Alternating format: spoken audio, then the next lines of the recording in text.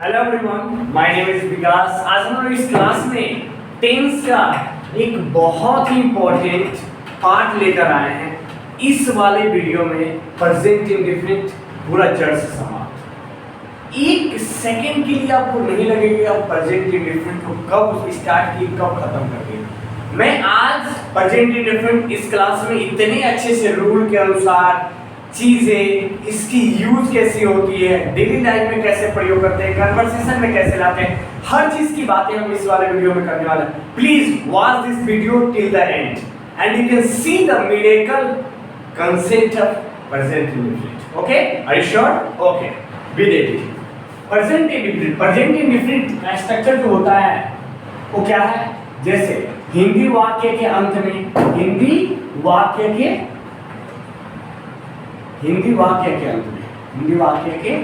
अंत में ध्यान से सुनते चलिएगा। एक एक पॉइंट अगर लिखने लायक हो तो एक कॉपी ले लीजिए, कलम ले लीजिए, प्लीज लिखिएगा, ज्यादा समझ में आएगा। क्या है? ता है, ती है, एंड ते है। कोई दिक्कत क्या होता है? और इसकी जो स्ट्रक्चर होती है ना वो क्या होती है, तो मैंने इसके पहले वाले वीडियो में बनाया था। क्या बताया था और बनाया भी था? V1 या तो V5, या तो V1 आएगा या तो V5 आएगा। यानी फुल स्ट्रक्चर जो हमें देखने को मिलेगा वो क्या दिखाई देगा? सब्जेक्ट, उसके बाद या तो first form of the verb या तो fifth form of the verb, उसके बाद क्या? Object and other word. ये हमारा बेसिक स्ट्रक्चर है प्रेजेंट इंडेफिनिट। ठीक है, कोई दिक्कत यहाँ तक? नहीं। अब सेंटेंस कैसे है बनते हैं इसमें? कुछ नहीं, आप हिंदी में सोचते हैं लेकिन एक अंग्रेजों वाला जिसने ये लैंग्वेज को डेवलप किया ना उसके अनुसार सोचना स्टार्ट कीजिएगा ना, ये प्रेजेंट इंडेफिनिट आपका गुलाम हो जाएगा। ऐसा क्यों? देखिए, ये कहते हैं ना कि आप जो है ना 3-4 चीजों पे ध्यान दीजिए। क्या प्रेजेंट इंडेफिनिट को समझना है तो कि प्रेजेंट इंडेफिनिट में एक चीज दिखना चाहिए। मान लीजिए प्रेजेंट इंडेफिनिट है ये सर्कल, ये प्रेजेंट इंडेफिनिट है। ये प्रेजेंट इंडेफिनिट क्या कहता है? ये सर्कल, ये गोले के अंदर ही हम बात करेंगे, यानी प्रेजेंट इंडेफिनिट बिलोंग कर रहा है। ठीक है, कोई दिक्कत नहीं है। इस प्रेजेंट इंडेफिनिट में ये कह रहा है कि मेरे पास एक्टिविटी दिखना चाहिए। क्या दिखना चाहिए? एक्टिविटी। अगर एक्शन हो रहा है तो एक्टिविटी, लेकिन ये एक्टिविटी जो है ना हमेशा रूटीन में होनी चाहिए। क्या होनी चाहिए? रूटीन में होनी चाहिए। रूटीन या तो आपका वीकली रूटीन हो, साप्ताहिक रूटीन हो, वीकली, या तो आपका रूटीन ये डेली रूटीन रोजमर्रा की जीवन, या तो आपकी ये जो है ना ये तो अगर मैं बोलूं प्रेजेंट हैबिट है। क्या है? प्रेजेंट की हैबिट है। बस या तो ओकेजनली रूटीन हो, या तो आपका ईयरली रूटीन हो, या तो आपका मंथली रूटीन हो, कोई भी रूटीन हो सब आएगा प्रेजेंट इंडेफिनिट में, बस और कुछ नहीं। या तो मंथली हो, ईयरली हो, है ना, ओकेजनली हो, कोई भी हो प्रेजेंट इंडेफिनिट में। अब सर ये तो समझ में, रूटीन का मतलब क्या है? जैसे प्रेजेंट रूटीन क्या होता है, डेली रूटीन क्या होता है? सुबह में आप 6 बजे उठते हो, आपका रोज का 6 बजे उठना क्या है? रूटीन है। आप मुझसे बातें करते हो, ये रोज की है। आप दोपहर में, सुबह में, शाम में कभी बातें करते हो, वो फिक्स है टाइम। 5-10 मिनट इधर उधर तो होता है, वो चलता है, बट फिक्स है ना कि मैं डेली बेसिस पे बात करता हूँ। क्लियर हो रही है? यदि रूटीन हो गया, डेली का रूटीन हो गया। लेकिन मैं बोल रहा हूँ कि मैं साल में एक बार अपने गांव जाता हूँ, तो साल में आपका रूटीन है कि एक बार जरूर जाते हैं घर, रूटीन है कि नहीं? मैं सप्ताह में 2 बार भगवान की पूजा करता हूँ, ये भी तो क्या है? रूटीन है। क्लियर हो रहा है? मैं महीने में 2 बार अपनी गर्लफ्रेंड से बात करता हूँ, ये भी तो रूटीन है। क्लियर हो रही है मेरी बातें? ये है प्रेजेंट इंडेफिनिट और कुछ नहीं है। इसको नोट डाउन कीजिए, मैं मिटा रहा हूं और आगे चीजों को बताता हूं कि इसका सेंटेंस कैसे बनाते हैं। ध्यान से सुनिएगा। क्या है? जैसे मैं एक पहला एग्जांपल देता हूं, आपको समझ में आनी चाहिए। क्या समझ में आनी चाहिए? 2 बक्स सब्जेक्ट के अकॉर्डिंग जो है ना ये V1 लेता है या तो V5 लेता है। ध्यान सुनिएगा। सब्जेक्ट क्या होता है? ही, सी, इट, दे, राम, श्याम, किसी का भी नाम हो, है ना, यू। ठीक है, अगर सब्जेक्ट सिमिलर होगा ना, अगर सब्जेक्ट सिमिलर होगा तो हमें क्या लगाना पड़ेगा? Fifth form of the verb. कैसे सर? तो क्या सिमिलर, जैसे ही हो गया, सी हो गया, ईट हो गया, ठीक है ना, राम हो गया, सीता हो गई, है ना, किसी का भी लड़की लड़के का नाम, है ना, ठीक है। इस सब के साथ क्या लगाएंगे हम, V5 लगाएंगे, ठीक है। प्लूरल सब्जेक्ट के साथ हम हमेशा जो यूज करते हैं प्रेजेंट इंडेफिनिट में, क्या यूज करते हैं, V1, हमेशा क्या यूज करते हैं, V1। जैसे यू हो गया, वी हो गया, ठीक है ना, दे हो गया, ठीक है।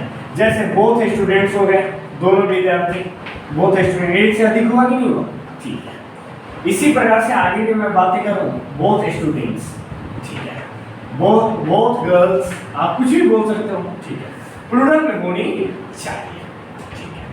तो इसके साथ क्या लगाएंगे, V1 लगाएंगे, क्लियर हुआ।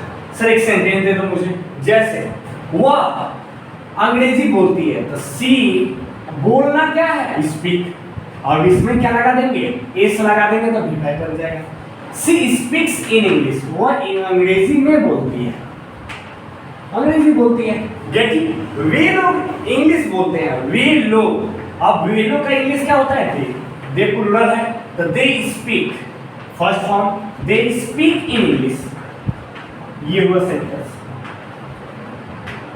क्लियर हुआ यहाँ तक। इसको नोट कीजिए, जब कभी जिसे अलग अलग सब्जेक्ट लीजिए, अलग अलग सब्जेक्ट बनाइए, आप फैमिली मेंबर का नाम ले लीजिए, वो सिंगल में आ जाएंगे सारे, प्रत्येक का एक करके नाम लीजिएगा, तो अगर एक साथ सबको बोलिएगा तो प्लूरल में आ जाएगा। यानी सिंगल और प्लूरल सब्जेक्ट समझना बड़ा आसान है, इसको नोट कीजिए और ज्यादा से ज्यादा प्रैक्टिस कीजिए। और मैं आगे बताता हूँ इसका कंसेप्ट की प्रेजेंट इंडेफिनिट में और क्या क्या चीजें जो है ना समझना अति जरूरी है। क्या है समझिएगा ध्यान से, ये तो स्ट्रक्चर समझिए, ठीक है। इस स्ट्रक्चर में कुछ ऐसे एडवर्ब्स होते हैं, मतलब प्रेजेंट इंडेफिनिट में कुछ ऐसे, प्रेजेंट इंडेफिनिट में कुछ ऐसे एडवर्ब्स यूज होते हैं, एडवर्ब्स क्या यूज होते हैं, एडवर्ब्स, और ये एडवर्ब्स बहुत ही जरूरी होते हैं, ये बहुत ही आते। जैसे हम कह रहे हैं मैं हमेशा आपका साथ देता हूं, मैं आपका हमेशा साथ देता हूं, हमेशा का इंग्लिश क्या होता है, मैं कभी नहीं उससे बात करता हूं, मैं कभी नहीं उससे बातें करता हूं, मैं कभी कभी उससे बातें करता हूं, मैं महीने में एक बार उससे बातें करता हूं, मैं साल में 2 बार वहां जाता हूं, जारी है समझ बातें, मैं प्रत्येक सप्ताह वहां जाता हूं, मैं प्रत्येक महीने वहां जाता हूं। ये सब सेंटेंसेस कैसे बनाएंगे, तो वो एडवर्ब्स की जरूरत होता है। क्या है एडवर्ब्स, जैसे कुछ ऐसे एडवर्ब्स, मैं पूरे एडवर्ब्स लिखने की कोई जरूरत नहीं है, मैं ऐसे एडवर्ब लिख रहा हूं जो या तो कॉम्पिटिटिव एग्जाम में या तो स्पोकन इंग्लिश में धरले से यूज किया जाता है, यानी उसका यूज या तो स्पोकन इंग्लिश में when you speak in front of everyone anyone, you have to use those adverbs in your conversation. It is mostly used in conversation. That's why I am making you understand. क्या है, जैसे always, always का मतलब क्या होता है, हमेशा, हमेशा, इसको नोट करते चलिए, ठीक है। always का मतलब हमेशा, sometimes, sometimes, ठीक है। sometimes का मतलब क्या होता है सर, तो कभी कभी, ठीक है। इसी प्रकार से rarely, शायद ही कभी, मैं शायद ही कभी उससे बात करता हूँ, शायद ही कभी। जनरली, साधारणतः, मैं साधारणतः 8 बजे स्नान करता हूँ, जनरली,